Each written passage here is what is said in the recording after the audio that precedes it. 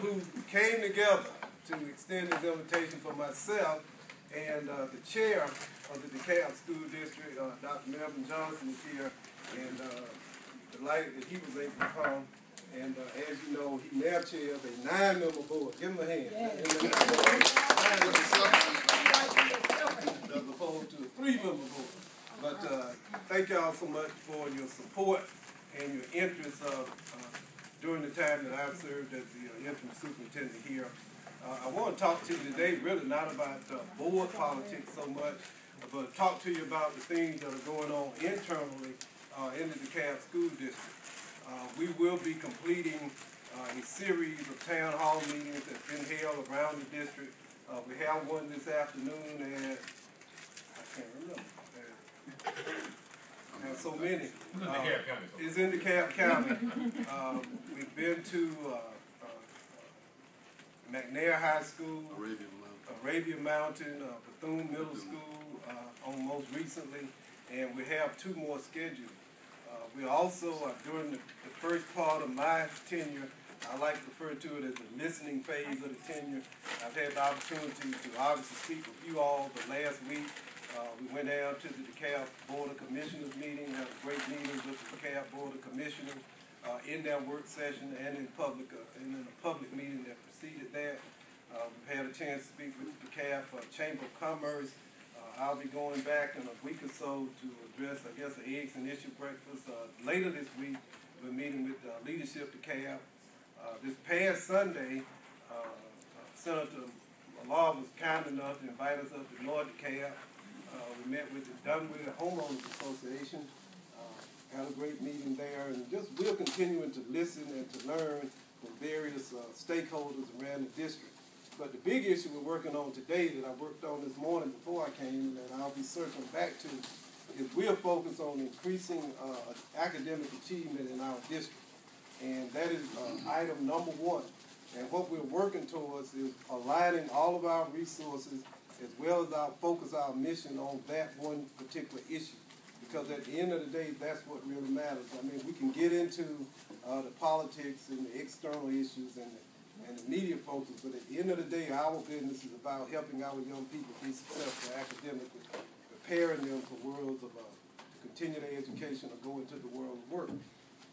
What I'm working on, and it's quite surprising, we're looking now at really who really comprises the DeKalb County School District, who are the students. We talk about our 9,000 students, but what's becoming more interesting, the more we delve into it, the more we gather the data and the statistics, is that socioeconomically, not just racially, we have a very different and a very diverse school district, one of the most diverse in America, and definitely in the state of Georgia. And one of the things that, one of the important realities that I've come to understand is that, unfortunately, we tend to look at DeKalb and the DeKalb School District, particularly in the black-white lens of things that we historically looked at it, but that's really obsolete and not very informative anymore. And those of us who continue to look at it that way are not looking at it in a reality-based position. Commissioner, how you doing? I didn't see the commissioner over there. Commissioner was there. We spoke. She was kind enough. I mentioned the meeting, and she had some insight as well. So what we're beginning to do is look very closely at who really comprises the DeKalb School District. And so one of the things that's most enlightening, if you look at our English EL students, those who are learning English, learning to speak English, may not be as proficient in it as should be, continue to make up a larger and larger percentage of our population, roughly 12%. And I often hear people state that, well, 20 years ago, 25 years ago, DeKalb was an elite school system. But it's a very different school system. I'm not talking about racial either. It's a very different school system socioeconomically. And we all know that one's socioeconomic status does not prohibit a person from achieving and doing well, but it does present a unique set of challenges that must be overcome or at least addressed. And so that's one of the things that you're going to see over the next 30 days as we roll this out. I believe that most citizens of DeKalb are going to be really surprised at what is transpired inside the school district. And for legislators and other stakeholders, what's going on in our elementary school from 10 what's going to happen in what DeKalb County is becoming. And our elementary schools look a lot different from the DeKalb that you and I work in, live in, and participate in on a daily basis. And the question is, how can we as a district or a county begin to better prepare, react to the issues, and prepare this district for this population that's going to define who we become in the near future. I see it not as an obstacle, but an opportunity. You know, there's always this tale about a person walking down a path and came upon a big rock or boulder in the path, and he immediately defined it as a stumbling block and really stopped and turned and went the other direction. Next person walking down the same path saw that boulder, saw that rock, and then defined it as a stepping stone and proceeded on in the direction which he's going.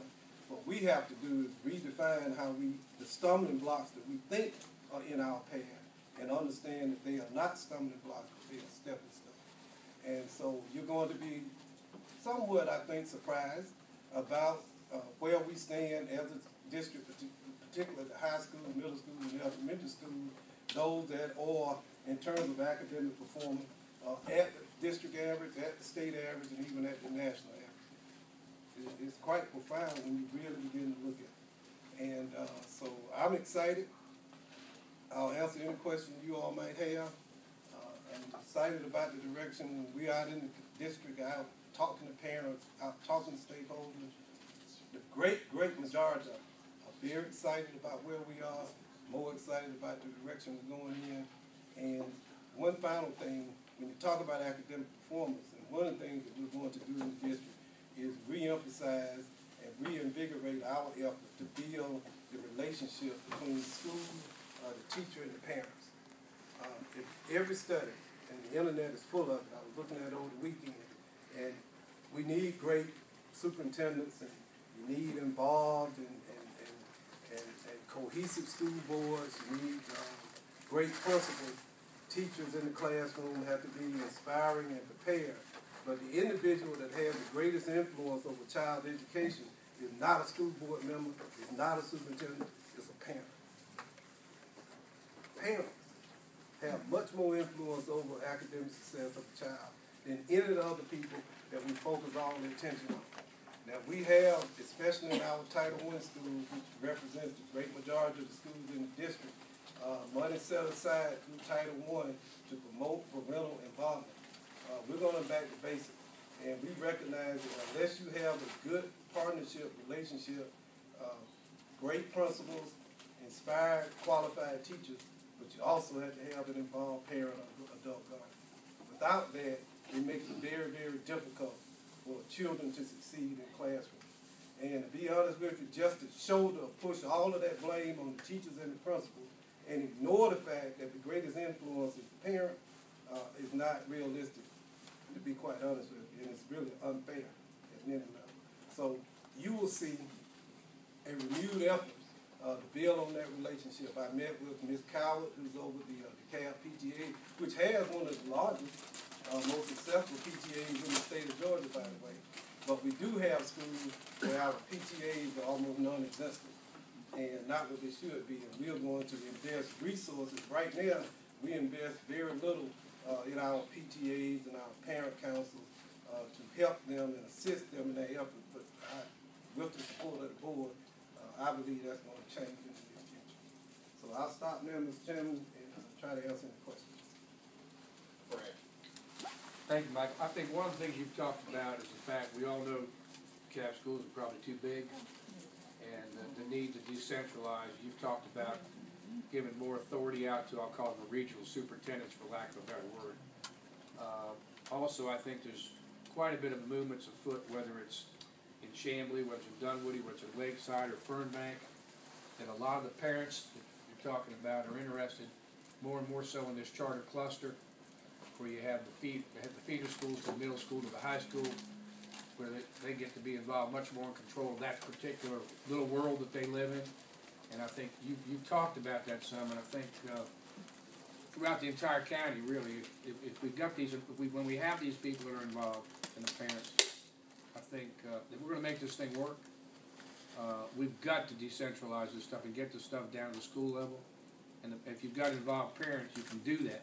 It's pretty hard to do it without the involved parents. So I guess, you know, you've talked about it, and I guess I just would ask that you're going to hear from a lot of parents. I mean, I know there's actually a meeting this week about a whole bunch of these areas, like I'm talking about, are interested in this cluster concept for their feeder schools, because they want to be able to be more involved in their kids' education and what happens in all those particular schools that form that group. And I hope you guys are going to continue, you and Dr. Johnson and the rest of the board are going to be supportive of that, because we're too big to try to do everything one way, as you put it. You know, one size doesn't fit all. And where we've got pockets where if we think things are going well, and we've got to take the reins off, I guess, for lack of a better term. So that's the only comment I want to make to you. No, thank you, Senator, for mentioning that. I didn't. You know, we have, 140 schools. Right. We really do. And there are distinct differences in the regions. Well, we have 5 regions currently in the school district. It's hard. And one of the things about public bureaucracies, or bureaucracies, even private ones, is that we tend to see or try to concentrate power in the hands of a very few people. That's just a natural cycle of all the bureaucracy are worked in. And so I always look first when I go inside a situation, especially one in crisis. You look at the management, command control, accountability factors inside of bureaucracy. And one of the things that's impacted, I think, academic achievement is that currently, basically, we have one person running 140 schools, the way it's set up. And what I would like to do, we have good regional superintendents. We have to, with the right format and the right system, allow more regional ability to make decisions in the district. And we worked on that this morning too. And this will be something that I think will, at the end of the day, give principals and teachers more flexibility, but also it's going to give the superintendent and the board better eyes and ears, more focused eyes to understand what the needs are, what the challenges are, and how to respond to them. When you have people closely connected, one of the things you always want in whether it's a private corporation or a public entity, you want as much authority as reasonably possible at the closest point of delivery of the service. It's true whether it's Kentucky Fried Chicken or whether it's any public corporation. When you have issues, you need to, that's why you have state representatives and state senators. Your primary job is not that, and you are a state representative, that means you represent the entire state of Georgia. However, you have a primary responsibility to respond to issues within a geographic area that elects you, although you are a state senator and you are a state representative. And that's how you get information back to the centers where decisions can be made. A few things. You talked, and I am glad to see that you're addressing the issue of our schools as socioeconomic point of view as opposed to just a racial point of view. I think that's very important. And the parental involvement is a very, very important component. But when you get into socioeconomics, you get into folks that can take time off from work, where one parent can afford to work and the other doesn't have to work, as opposed to the parent or the guardian that is an hourly employee and cannot take the time off. I mean, there's a lot, and that needs to be addressed differently, and we need to be putting extra assistance into those schools where you have that. I mean, my district, I have Lakeside, which everyone wants to go to, and I have Towers High School, which folks don't want to go to. I have that diversity in my district. One last thing on the PTA. At one time, there was a lady, Nancy Van Wyck, who coordinated the PTAs, who did all of that. She was in the administration when they began doing some cutbacks because of economics. They eliminated that position, and I don't think anyone has picked it up. So you don't have coordination, you don't have any of that. And you know, it might be worth going back and talking to her about what her position did entail, so you know what you need to be bringing in. Yeah, I'd like to get her contact.